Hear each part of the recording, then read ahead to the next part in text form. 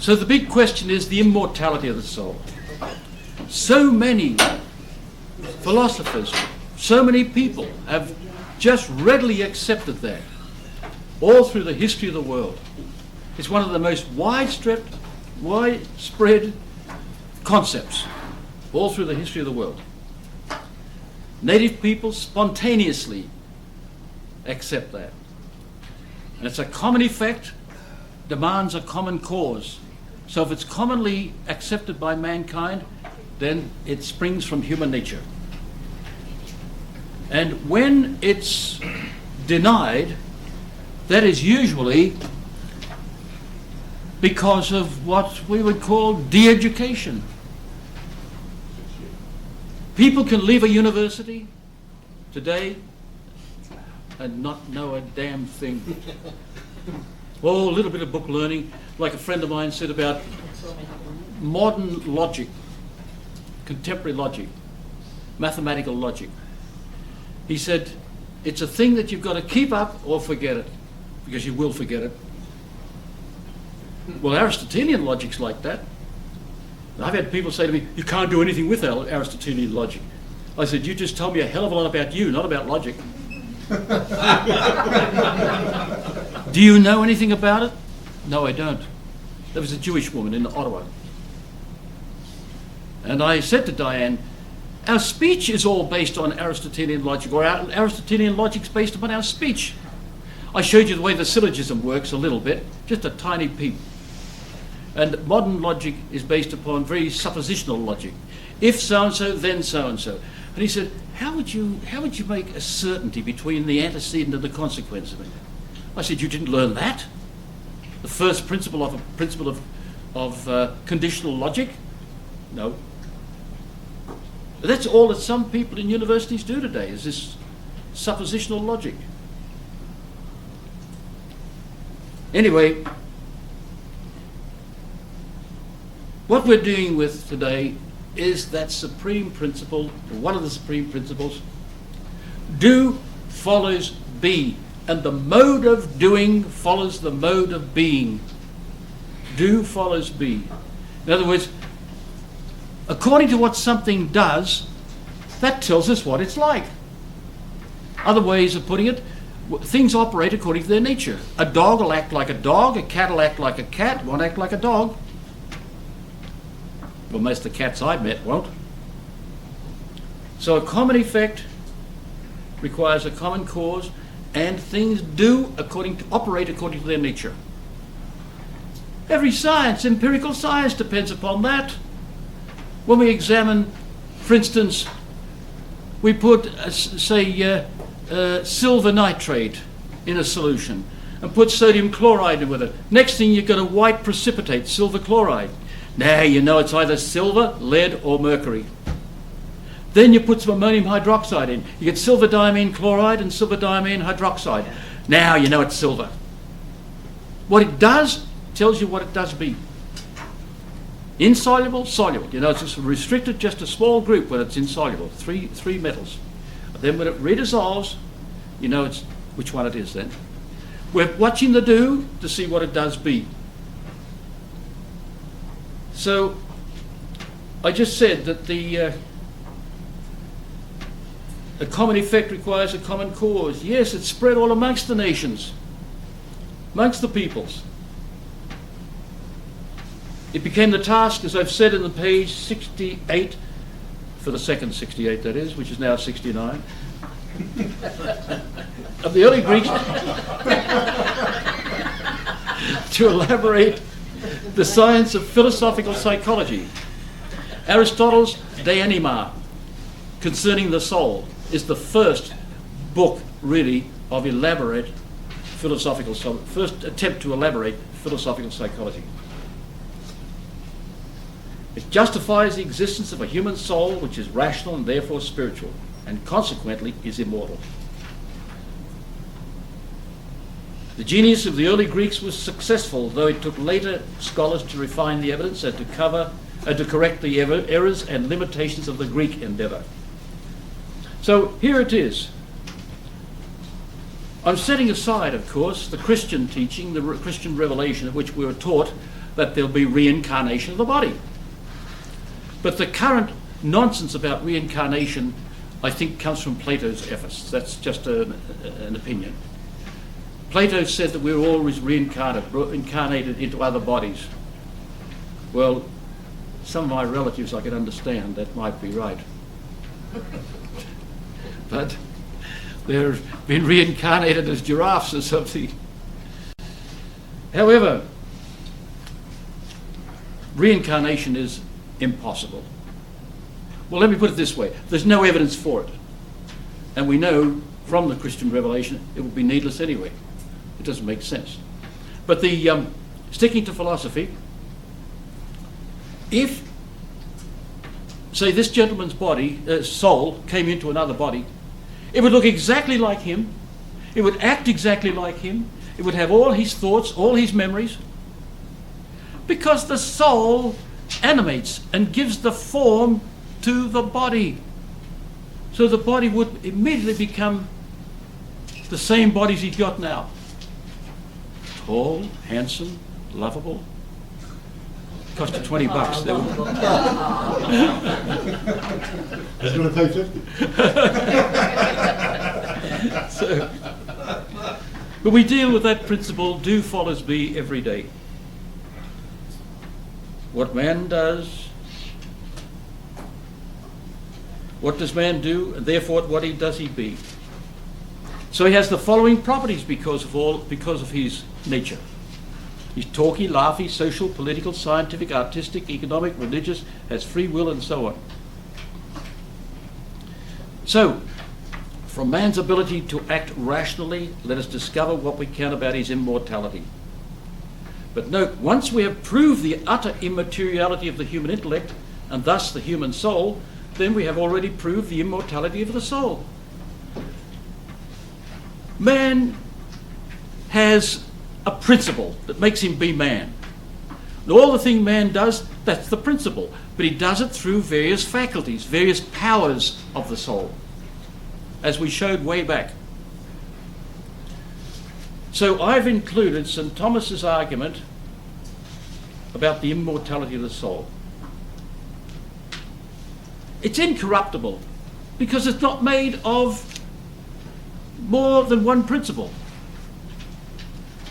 Man dies, not the soul, because he's made of two principles. So what is that? What is death then? The separation of those two principles. And the material principle takes on lesser forms. So many times when I've looked at a body in, mortuary or something like that, you see the body there and you say, well, it's got a lesser form in it. It's just got a material form. The soul is gone, and it has been declared, estimated, or etc. It takes about 8 hours for the soul to leave the body. That's as much guesswork, I suppose, but they, I think, employ all sorts of reasons for suggesting that. And it is a slow principle. My plants, for instance, I'm in the plant killing business, in case anybody wants to know. That's a specialty of mine. But they die a bit at a time. You've seen that. You say, oh, this plant looks as if it's on the way out. So I'm going to suggest you read that on page 69 for yourselves. That's the second page, 68, by the way, I think, isn't it? I think that's right. But it amounts to this, that a substance cannot be accidentally corrupted. For instance, we might say have something in the body, we could be corrupted because of something happening, etc., etc. But the soul is a simple substance and cannot be corrupted because of, say, if you have a bad thought in the intellect, or have silly willings or something like that. Something that's accidental to the essence of the soul. Just one of its powers. You can't sort of say you've harmed one of its powers, therefore the thing's going to die. Nothing can be accidentally killed like that. However, read that through for yourselves. It'll take reflection, I've given you the essence of it, that, excuse me, that the soul is a principle, a simple principle, a spiritual substance, and therefore not capable of dying. It cannot die. So if you read that through, I think you'll find you'll get something out of it. And on page 70, I've given you a diagram that sums up what we've done in a way. The immortality of the human soul. Summary A. Living substance is different from non-living substance. Living activities are immanent activities. The principle causing life, immanent activities, is different. It deserves a special name, that is, soul. And that's a very old Anglo-Saxon word, going way back thousands of years. Soul, S-A-W-O-L. There are 3 degrees of vital activity, that is, 3 degrees of immanence. Plant, brute animals, man. Therefore, there are 3 degrees of life. And therefore, there are 3 degrees of principle of life. You remember, plant life is singly immanent. It does the act for itself. Brutes are doubly immanent. It not only does the action for itself, but it gives itself the form of the action, with sight, with touch, etc. It gives itself what it's going to do. Man is triply automotive.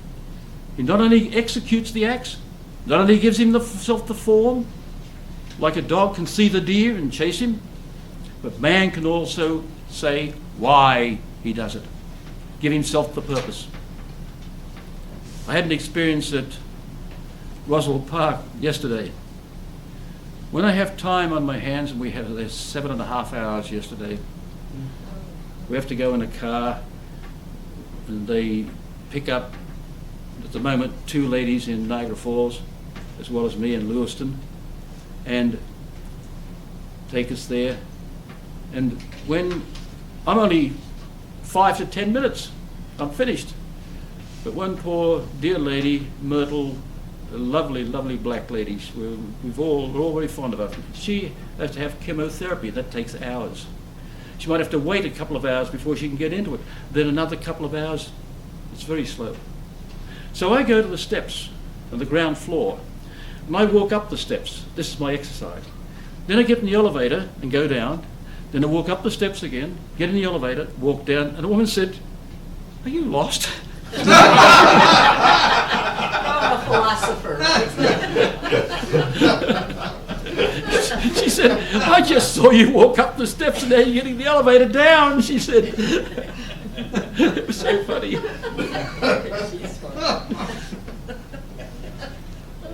So, living activities are immanent activities. And there are 3 degrees of immanent activity. The principle causing life is different. It deserves a special name, soul. Now, human life, and therefore human soul, is different. It knows universals. It is capable of self-reflection. It can become all bodies. The soul knows universal natures, abstracted from material conditions. That's so obvious that it doesn't need defending, but it is defended. Therefore, its be is immaterial. That is, its nature is utterly without matter. That is, it's spiritual. Since it is purely spiritual in its nature, therefore it is not composite and has no parts to separate. And since its be is caused by the soul, therefore it is immortal. There's just a little simple put together that I thought would be helpful in sort of reviewing the thing. Now, the spirituality and immortality summary B. On page 71. If yours is not marked 71, it should be. I'm not sure. I think you should have it 71. Every bodily thing has a form. Living things have a special form called soul. By that I mean bodily thing, minerals, plants, brutes, and man. Human soul is intellective. It's rational. It can know all bodily things. Therefore, it is no bodily thing itself. Human soul is spiritual, simple, Has no matter, it's not a body. Has no organ. It has an organ to operate on only. In other words, the internal senses feed the intellect. But for its existence and its operation, the intellect does not need a bodily thing. Only to operate on. Not for its operation. It doesn't require, like this eye requires an organ. There are about 200 movements, physiological if you like, before you can see something. Rhodopsin plays a very important central part. And they say about 200 things happen when you are seeing something. But the intellect doesn't require an organ. Remember, the eye has to adjust itself for green, red, etc. So the human soul is non-corruptible. Human soul is immortal. Any questions? Some of this takes maturity to sort of in the subject, to grasp it fully. Yes, so, I'm sorry. Why does the intellect, such as memory loss, follow? Why would it follow physical changes? What did you mind? I'm sorry, which was that again? Why would the intellect be affected by physical changes, such as when you have memory loss when you're older, or someone who has Alzheimer's disease or something like that? Well, because of the defect of the organ. When we die, it's because insufficient organization now exists for life. Well, that's a gradual process between having sufficient organization and insufficient organization, bit at a time. It's gradually lessened.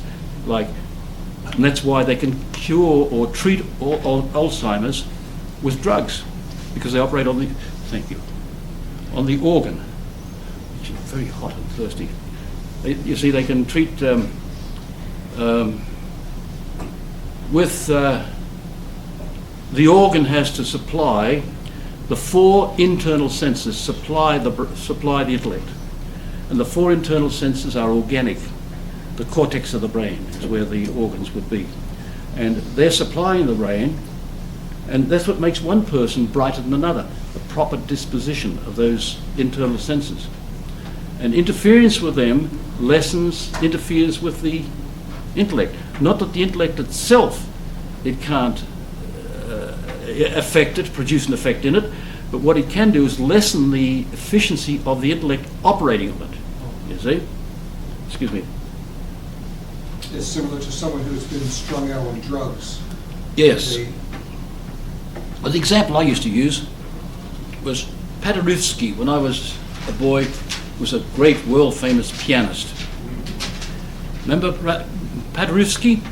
Well, here he comes in to play a piano, and you say, I'm sorry, A flat's out, so-and-so, somebody tore the keys out, somebody tore it. Well, you can't say that he's not there, because the keys are not there. What he's going to operate on is not there. He can play, and play marvelously, but if there's a defect in the music now, it's because of the defect in the instrument. The internal organs are the instrument of the internal senses, and they are the instrument of the internal, of the intellect, you see? So it all comes through that. So, in a similar fashion, as we'll see, the will, the instrument of the will in a way, or the will is an instrument of the intellect.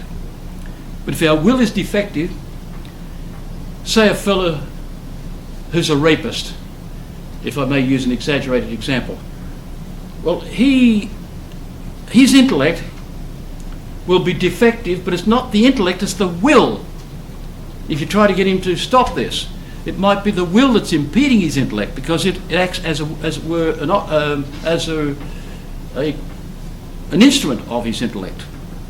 So it's not the intellect that's defective, and the lesser cannot affect the greater. The internal senses cannot affect the intellect. They can affect it only by failing to have adequate images but the intellect is the master. And the images are what provided its object, not its subject, nor its existence. Both of those are independent of the brain. But the intellect has to operate on the images provided by the internal senses. I was going to ask, is that why someone who's brilliant can be so wrong about Oh, matters yes. such as Yes. religion or philosophy? Yes, you've hit the nail on the head.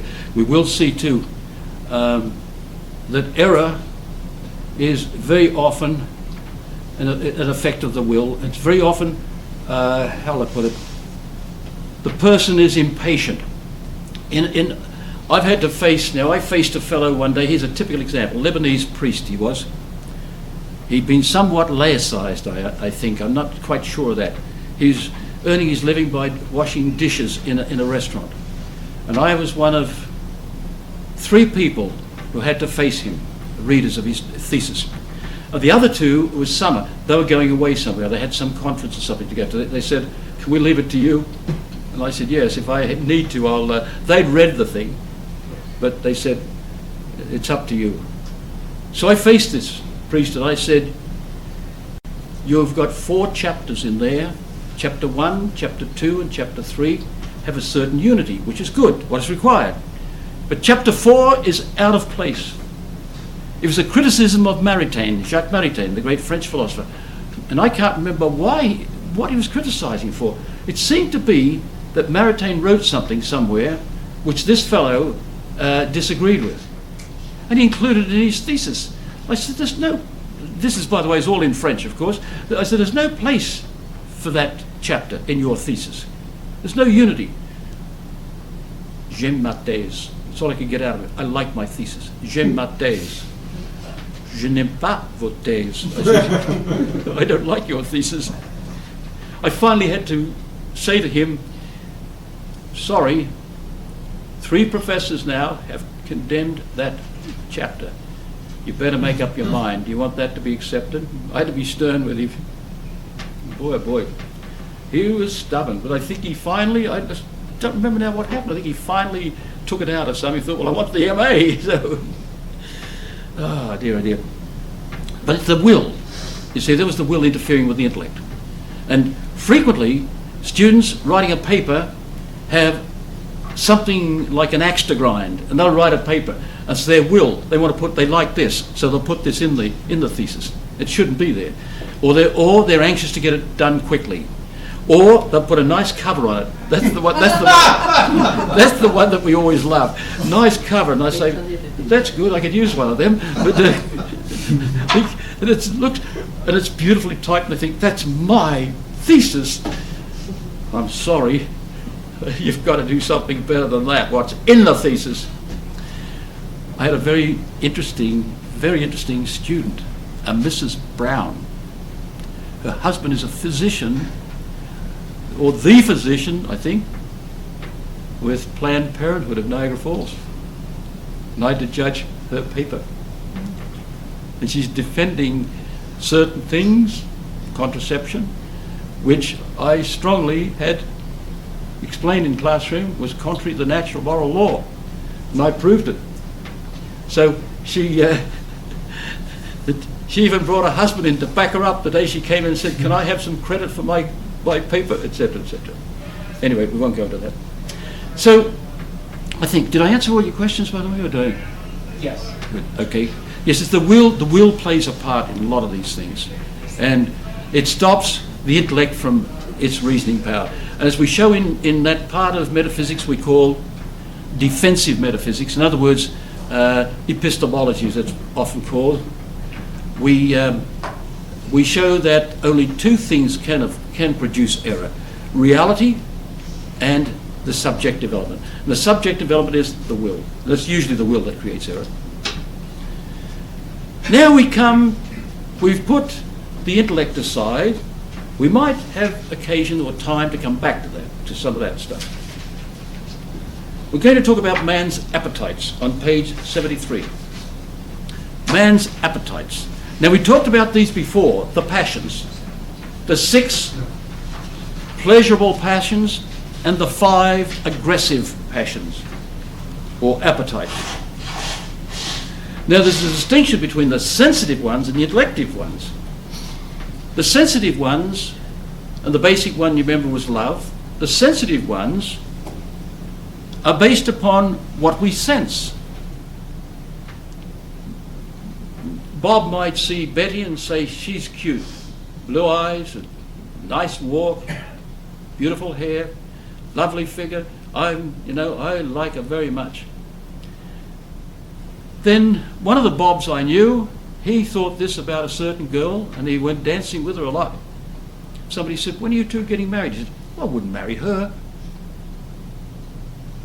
Sensitively, you could say he was in love with her. Intellectually, he judged. She's not for me. Actually, my judgment was she was too good for him. It's a good thing he knew this. Yes, that's right. Actually, I might tell you this. We used to be a singing troupe, the 3 of us. We were called 2 Hits and a Miss. Betty, Kevin, and me. We used to sing at dances and things like that of the parish, just our own. We didn't go elsewhere. I was president of a younger set. This was during the end of the Second World War, and we were very worried about the Eureka Youth Movement. And we had a parish priest and 4 assistants, and he said, we need you to become president. And I was president for a few years of the 400-member younger set. And Kevin, Betty, and I used to sing. Anyway, that's another question. No sample?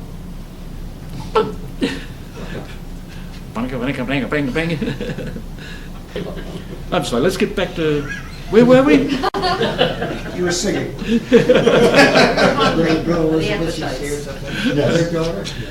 So the distinction between the sensitive and intellective appetites.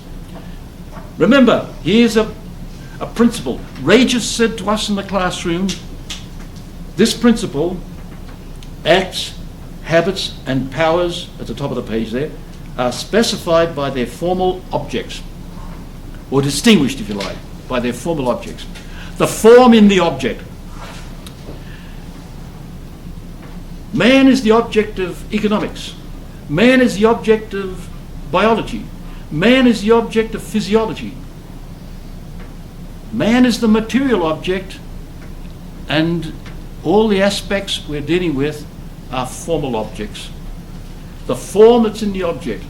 So what are we dealing with in physiology? Substantial changes that are taking place within the thing. So the sensitive appetite has its object the sensed good. The appetites, you remember, all incline towards good. But sensitive appetites incline towards sensed good.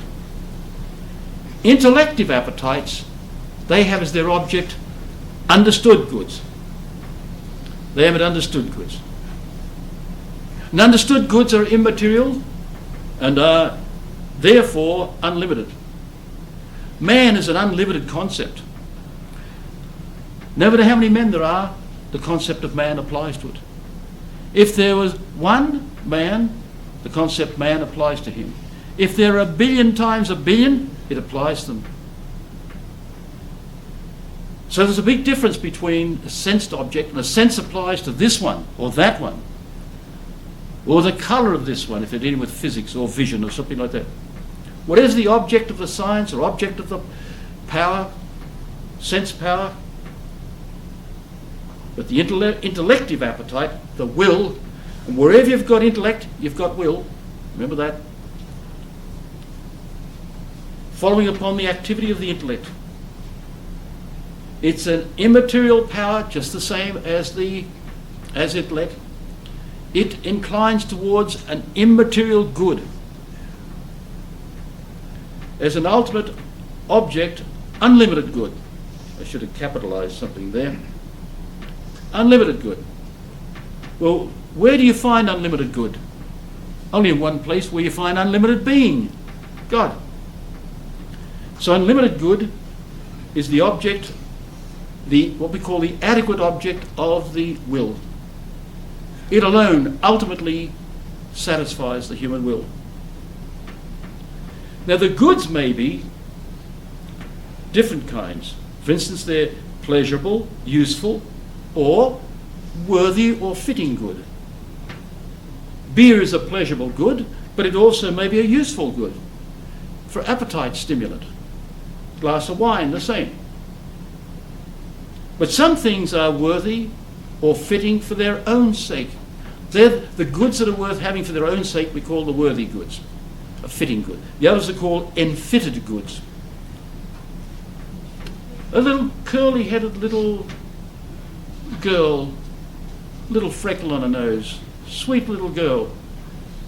That can be a pleasurable to know her, but she's not a pleasurable good. That's a good worth having for its own sake. That's a good which is a fitting good. And the pleasurable and useful goods exist for the sake of worthy or fitting goods. Knowledge is a worthy good. Knowledge is worth having for its own sake. So, that's clear enough. Simple there. Now the will. Its nature. I hope to give you a beautiful scheme of the will. It takes a lot of work to. My copier doesn't scan as clear as with all this schematization, brackets and things, and it's a lot of work for me, and I just am not capable of doing it at the moment. So its nature. Will is the inclination following intellective knowledge. That is, it is the intellective appetite. Gee, that clock is hard to see. 10 minutes. Thank you. There are two kinds of love in human nature. Sensitive love, its object is the sense good, the singular. Intellective love, its object is the understood good, universal good, the unlimited good. The supreme principle is like, likes, like. So often students will say, oh, don't opposites attract? Well, all depends who you're looking at. We're not magnets. If Bob loves Betty, it's because he sees something in Betty that he loves, or he sees some good in Betty. And the fact that he loves that good is showing something of his nature. There's a likeness in the two of them. And that's why they love each other. They see something in the other that they love, which they might have in themselves. He might be tone deaf, but he loves to hear her musically.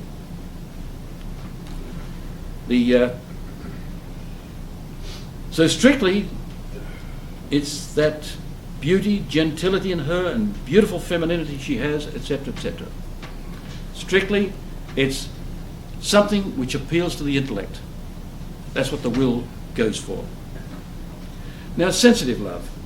I've spelled a lot of this out. I've done it mainly for students, and I thought I'd include it here. I think that's a lot of stuff that really, I don't know whether we should read it through or let you read it for yourselves. We see 4 stages in sensitive love. First, you want to be with the other. Secondly, you get a little jealous if somebody else is with her. Thirdly, you want to have tactile sensation. You want to feel her love through her hand or caress her. And then fourthly and lastly is towards sexual union, tendency towards sexual union. But in the modern world, of course, as you see on television, they met that night and next thing they're in bed. Your place or mine. There's no love there. There's no love. And that is one of the problems with homosexual marriage and the judgment that's put upon that. That they're judging that love is the end for which marriage exists. That's wrong. I mean, just the natural order, you'll see that. I wrote a little thing about 7 pages years ago. Is love the end for which marriage exists? I wrote it, is love the end of marriage? And they sort of thought, that's a funny thing to write. Catchy though. Yeah, catchy, yes. Well, actually, I'm thinking of doing something with that. I've got a little plan in mind. But the love, there are two kinds of love. We mustn't forget that. Love of what we can sense and love of what we can understand. And that's the real genuine love. Now, there are two versions of this. There's what is often been called the Freudian marriage, or it's always been called a Hollywood marriage. I'll just put H there. Hollywood marriage, based on sense love.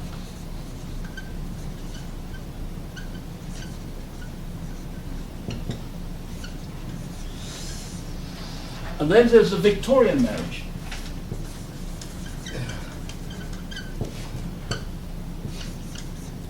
Now, Victorian marriage is just based upon the intellect, intellectual love, love for the will. That's too cold for marriage. That's not sufficient for marriage.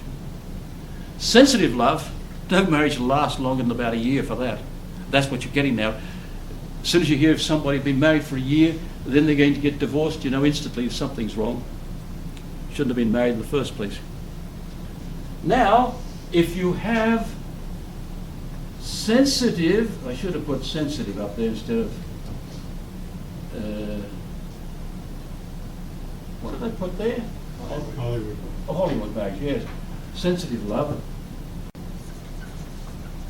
Plus love of the will. In other words, intellective love. Those two are necessary for marriage. As one person put it, sensitive love, now a person will wash his dirty socks out. That's one test of somebody said. Intellective love, you love the other person for their own sake, not just for your sake. Sensitive love, somebody might love. But the two together make a powerful and wonderful and human, fully human conjunction of two persons. Well, I've set out some of this stuff, and I've Rollo May, for instance, in New York City, has found out that young men coming into his clinic, he's an existential psychologist, so we have little in common. And he said these young men are coming in all saying, I don't know why, Doc, but I'm getting violent all the time. I don't know why. He traced it back in his essay. He says it in the big opening line paragraph. Then he wrote a book which is the same thing. So he's got the same title, Love and Will. And he found that the violence is traced back to sensitive love without intellective love. In other words, these fellows are having sex, but there's no love goes with it. So it's not really love at all. It's just sex without love. And that's what they talk now, justifying homosexual marriage by saying they love each other. But that's only a preliminary for marriage. They love each other. What about the object of that love? And it's all based on sensitive love anyway. So it could be foreseen as a real possibility, the violence of our times. I think if I trace that back here, yes, I have. It's in this section, isn't it? I put it somewhere. Oh, it's back. No, we dealt with it. I had it back in the sensitive psychology there before we got to this. If we take what is intended to be the ultimate physical act of love without the love, then a violent distraction will take place within us. And Rollo May found that.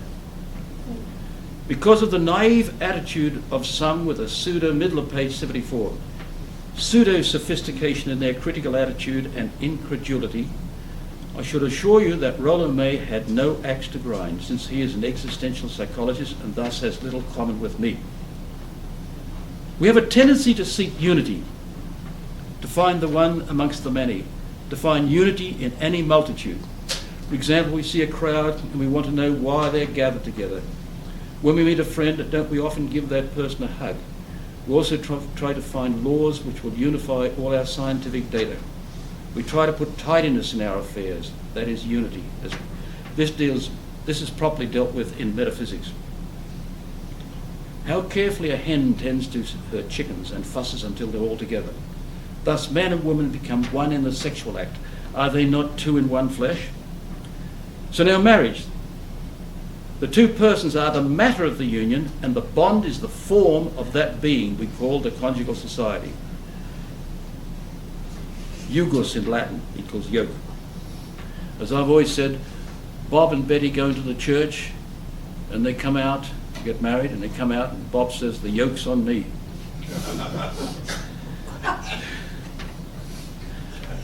The end is the cause of the unity. That is, the ultimate end is new live human persons, babies. That's what somebody said recently. Somebody wrote to me, I think it's Dr. I can't think of his name for a moment, and he said, what we need today to solve the economic problems is have more babies. I heard that in Canada about 25 years ago. They're closing up schools. And they said, oh, people should have more babies. Japan's doing that. Pardon? Japan's encouraging that. Is it? That's good. They closed up the schools and teachers are out of jobs. If you want to see a cure for what's going on, go down to Florida and go into a Catholic church. And to talk about the greying of America, all I saw out there was just grey heads everywhere. No children. And that's also sometimes can be observed here. So when we fall in love, it can be a love for the individual or the person. It should be both. Matter is the basis of individuality, while spirit, the soul, is the basis of the personality. This latter term must be understood in the correct manner. What is often called personality is usually meant individuality. Some great individuals were Hitler, Mussolini, Mao Zedong, and so on. Among great persons were St. Francis of Assisi, Pope John Paul II, Mother Teresa, President Lincoln, and President Reagan. These were great persons. People often say about a little girl, isn't she cute? What a lovely personality she's got. It's all individuality. Because of the physiological ferment which sensitive love can cause, sometimes we can be overcome by the effects of sensitive love at the expense of intellective love. St. Thomas wrote a special article on that. The ferment of sensitive love can blind the intellective love. Skip your page. Did I? 75. Yeah, you went straight from 74 to 76. I didn't put it in here. Did I? I didn't put it in here. What did I do? Use mine. What did I see?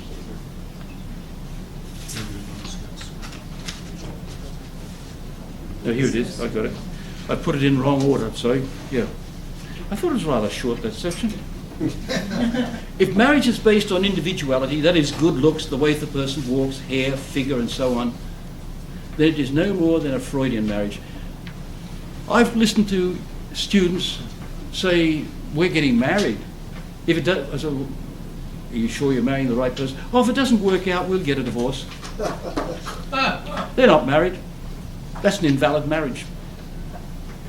Because, remember, two properties of marriage, unity and indissolubility. Unity means one man, one woman. Indissolubility means forever.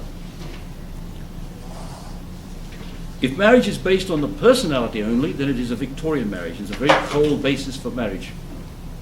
Marriage should be based on both individuality and personality. Love of the individual and love of the person. Now, in places like New Guinea, marriages are arranged. They have a strange thing. They have a long house, they'll have fires, and the boy, girl, and an elder woman keeping an eye on the wall. And they practice what they call make him leg. That's pidgin English, which should be called Fijian English, because it came from Fiji. And they make him leg. They'll put their legs over one another and talk to each other. A very strange thing. And they might be promised in love or in marriage, this one, that one, but they'll go through 4 or 5 of these before they actually marry. So they're not exactly planned marriages as we think they are, according to Colin Simpson. can't think of the name, Plumes and Arrows, I think he calls it.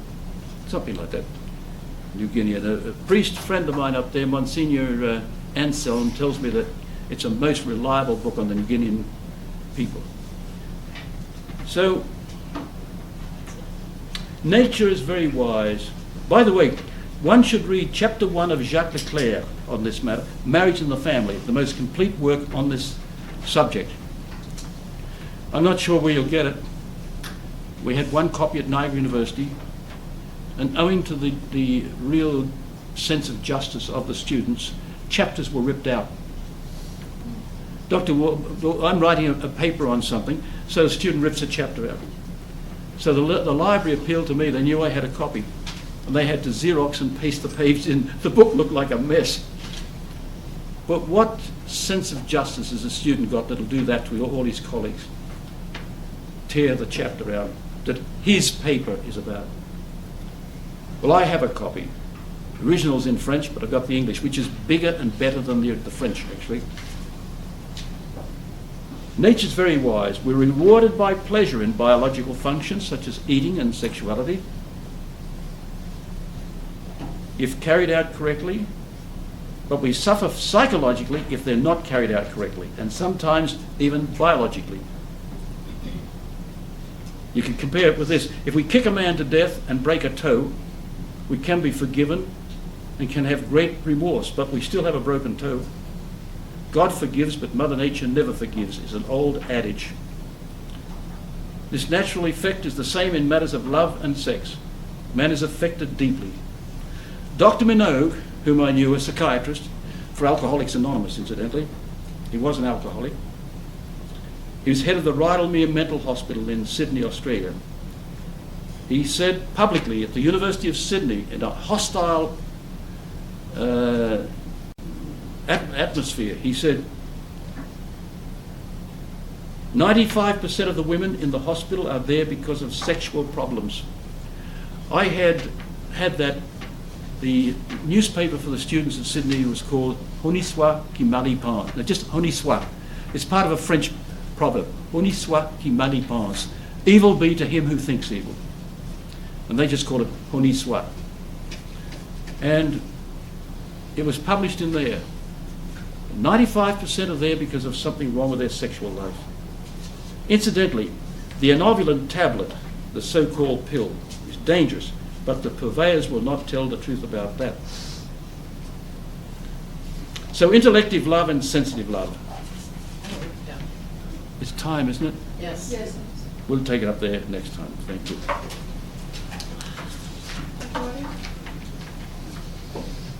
You were saying about violence as the reaction of a Hollywood marriage, or Can be, yes. yeah. But what do you think would be the result of, say, a simply strictly Victorian marriage? Well, a sort of a boredom. Infidelity. Infidelity, yes, yes, yes. See, they claim in the Victorian era there were a lot of people had concubines, etc. Whether it was true or not, I don't know, but yes, it could be that. A sort of a lack of interest in their own wife. You know, just more interest in other women. Somebody who pleases them more from the sensitive viewpoint, you see. I think that would be more the result of that. So is that would have been a bored society? I was thinking beyond the individual, but as a social ill. As a social ill, yeah. A sort of a restricted, a restriction amongst the people. And it doesn't last long. Society won't last long like that. Well, the same as what we've got now, it won't last long. Those things can't. Anything unnatural cannot last long. And history shows that. Because unnatural things start to be done. That's why all this talk about homosexuality now, it's extremely dangerous for society. And what they're doing is they don't realise it. The people who are, or they haven't got the guts. When did you hear? I've never heard it spoken about from the pulpit. Any church. Never. One priest said to me, he was teaching at Niagara University at the time, He said, I'm against contraception, but he said, I won't preach it from the pulpit. When I was a boy in Marrickville in Sydney, Australia, a suburb called Marrickville, we had a big Passionist monastery there. And boy, did they lambaste the people, not the people, I'm sorry, did they speak about that topic very, very thoroughly. And the popes would write about it too. But do the popes write about it today? I don't think they do. Not a lot. No. I've heard on abortion even. I've heard about 10 people speak from the pulpit on abortion. One Polish priest spoke and nobody understood a word he said. His English was so bad. There are a lot of things that are wrong today, but you never hear them being spoken anywhere. I always claim the CCC is the problem, the cowardly Catholic clergy. I rest my case.